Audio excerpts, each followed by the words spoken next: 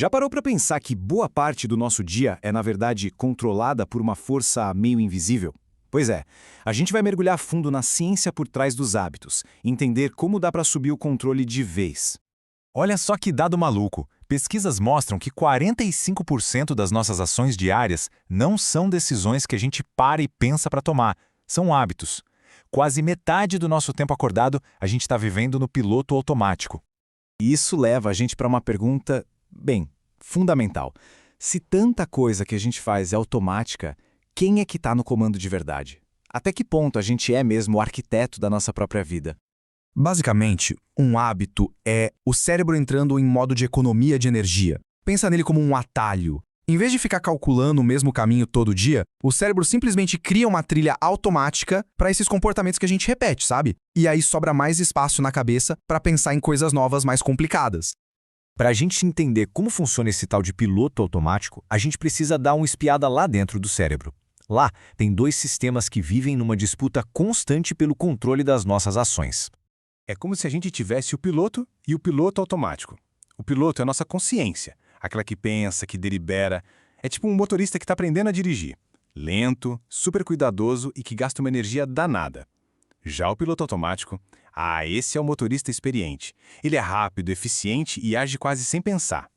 Então, a formação de um hábito é, na verdade, um ato de delegação bem inteligente do cérebro. A mente consciente, que está sempre sobrecarregada, passa as tarefas repetitivas para o sistema automático. Assim, ela fica livre para se concentrar em aprender coisas novas, em resolver desafios. E a peça-chave que faz essa transferência de controle acontecer é um neurotransmissor famoso, a dopamina. Ela funciona como um sinal de joinha, um reforço positivo. É o sinal químico que diz para o cérebro: ei, isso aqui que a gente fez deu um resultado bom, guarda esse caminho para usar de novo no futuro. Mas como é que o cérebro escreve o código para esses comportamentos automáticos? Qual é a estrutura, a arquitetura por trás de cada hábito que a gente forma?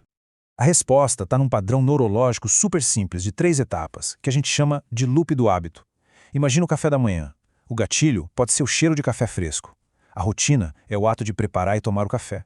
E a recompensa, aquela sensação de alerta, de energia. É esse ciclo, gatilho, rotina, recompensa, que vai solidificando o hábito no nosso cérebro. E quando a gente entende essa mecânica interna, é como se a gente ganhasse um manual de instruções do nosso próprio comportamento. De repente a gente deixa de ser só passageiro e passa a ser engenheiro, sabe? Capaz de ajustar as engrenagens das nossas próprias rotinas. Ok, agora que a gente entendeu a teoria, vamos levar isso para a prática. Como é que se usa esse loop para redesenhar nossos comportamentos de um jeito intencional? Bom, o jeito mais direto de quebrar um hábito ruim é atacar a raiz dele, o gatilho.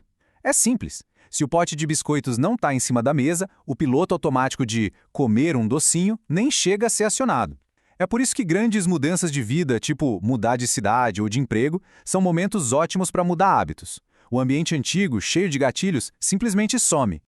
Mas e quando não dá para mudar o ambiente? Para esses momentos, tem uma ferramenta mental muito poderosa chamada intenção de implementação. É basicamente uma forma de programar uma resposta nova para um gatilho antigo. Funciona com um plano simples de se então. Você meio que pré-carrega uma decisão. Ao criar essa ligação mental forte entre um gatilho e uma nova ação, a gente diminui drasticamente a necessidade de usar a força de vontade na hora H. A decisão, no fundo, já foi tomada antes. Outra técnica genial é o empilhamento de hábitos. A ideia é usar um hábito que já está super consolidado como gatilho para um novo. Tipo assim, depois de colocar o pijama à noite, que já é um hábito, vou ler uma página de um livro, que é o novo hábito. Uma coisa puxa a outra. Certo. A gente já explorou a neurociência, já viu as ferramentas práticas, então qual é a grande lição disso tudo? Qual é a ideia central que amarra todas essas pontas? O ponto crucial é este. Uma mudança eficaz não tem a ver com força bruta, com pura força de vontade. Tem a ver com ser um arquiteto mais esperto das nossas próprias rotinas e do nosso ambiente.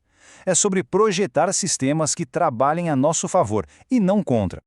E todo esse processo de mudança só é possível por causa de uma coisa chamada neuroplasticidade. É a capacidade incrível que o cérebro tem de se reorganizar, de formar novas conexões.